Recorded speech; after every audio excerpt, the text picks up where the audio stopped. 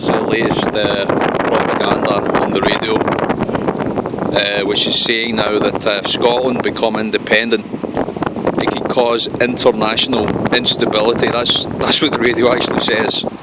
Worldwide instability if Scotland decide to be independent. Now, they actually kind of break the news up, so they don't immediately tell you why they're saying that. But the reason that they're saying this is because certainly Alex Salmond and a lot more Scots actually, we don't like having nuclear energy and power. We know that there's far cleaner, far safer ways of producing electricity, and any weaponry doesn't have to be nuclear because basically it's probably the hydrogen bomb that was actually dropped in Hiroshima. It wasn't a nuclear bomb, okay?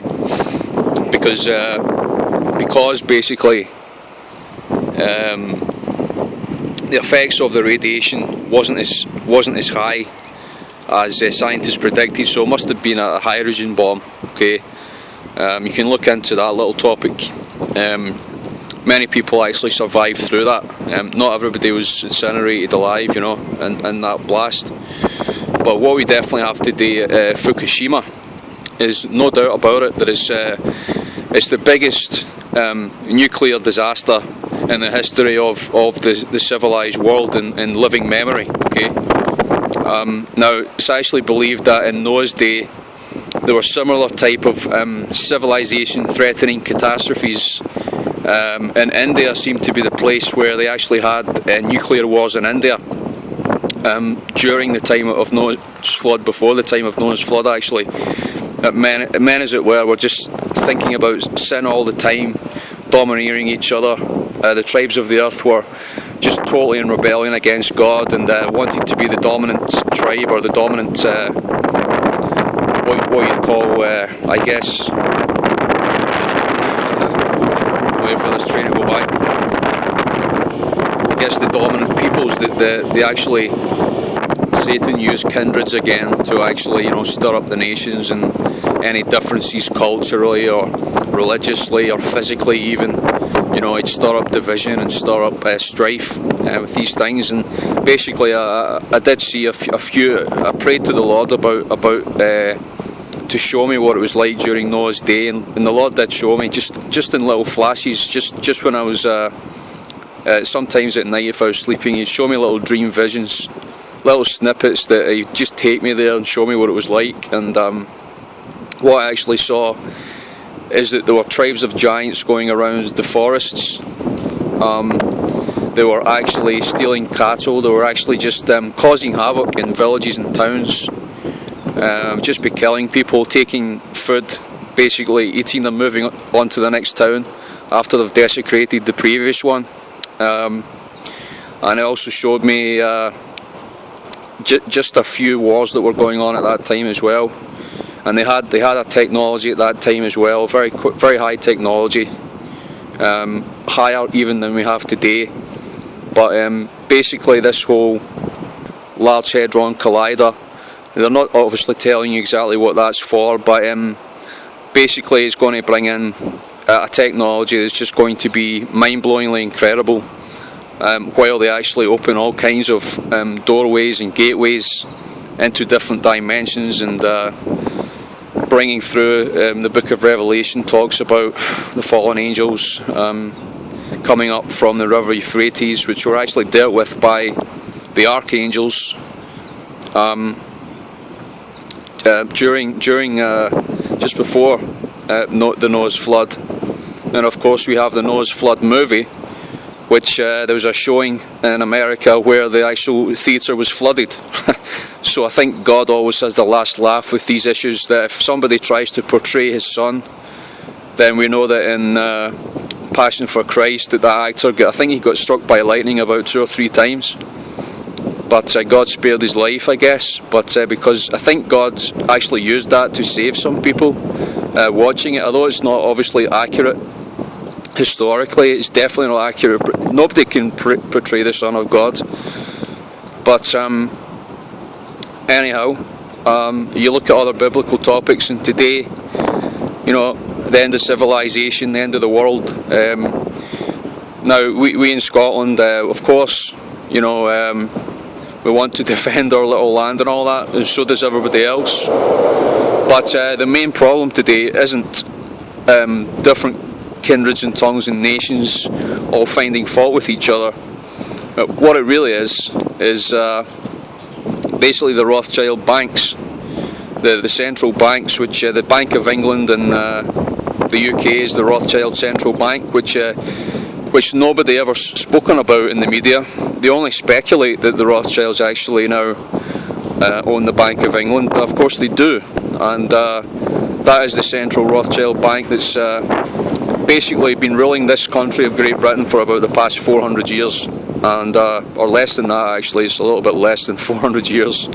If you look at the history, it's been a long number of years since the UK, United Kingdom, did all its conquests abroad. It was all funded by the Rothschilds. When they did, you know, they started trading the slaves. That was all funded by the Rothschilds. Certain prominent Jews were very involved in the slave trade.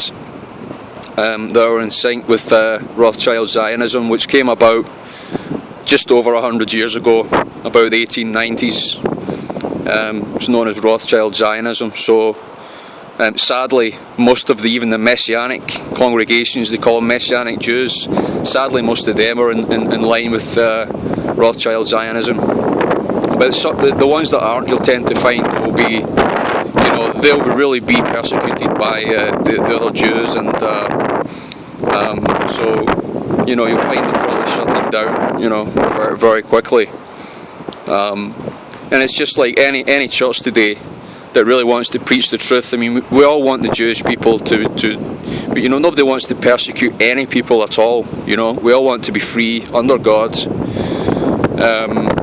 You know, but it's only those that observe God's covenant that there's promises with that, you see.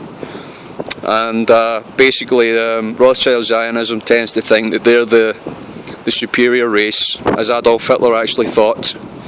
And Adolf Hitler was in sync with many high-profile Jews in Switzerland. He was financed by the Swiss. Okay, there's no doubt about that. You go to Chad Safrat's channel, you can see that the evidence that he actually shows in these things, that basically the ones right at the top of the whole Western or the whole entire world agenda of globalism are the Swiss. They're the ones that are funding it. They're Rothschilds, you know, Templars, and basically they're right in line. They actually control the Catholic Church since the Vatican II, since the previous Vatican was overthrown by the French, and they had to start it again, they had to fund it again, and lo and behold, who were the ones who funded it? Of course, the Rothschild bankers are the bankers to the Vatican as well.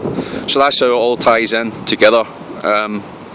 And a lot of people just don't understand these things today. They look at the Catholic Church or the Jesuits, but they'll really miss out the entire, what I'd call the Rothschild Empire, which has been very prominent in the world since the first, second, going into the Third World Wars. It's going to be the Rothschild bankers that have set the precepts, set the parameters, so that they will be the ones that come out on top, unless truly Vladimir Putin is serious about putting out his arrest warrants for certain Rothschilds in Europe. He's actually got arrest warrants for them, as the Ukraine actually consider its own independence.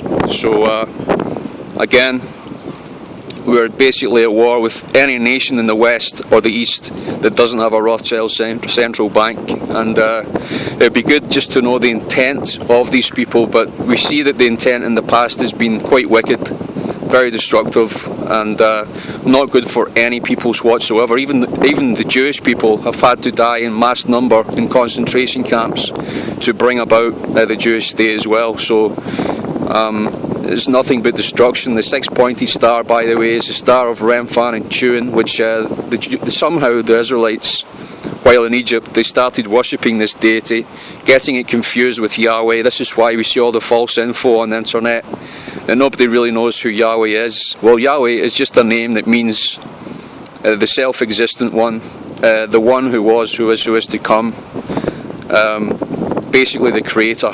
That's the name for the creator.